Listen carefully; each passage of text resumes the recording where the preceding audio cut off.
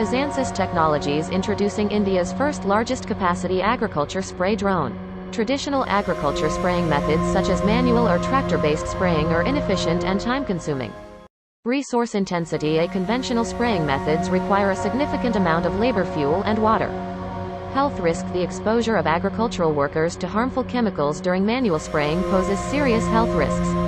Inefficient supply chain. The existing supply chain in agriculture is often slow, disjointed, and characterized by multiple intermediaries. This inefficiency leads to delays, increased costs, and wastage. We have developed large-capacity drone AAA 20L with 30 liters capacity and 75 kilograms maximum uplifting weight. Model AAA 20L, fully autonomous flight, solid frame, carbon fiber arms, landing gears and propellers. AAA 20L has strong body, best-in-class motors and propellers, smart battery 14S 28,000 mAh. Efficient, fair pricing, cost-effective, stable, durable agriculture spray drone.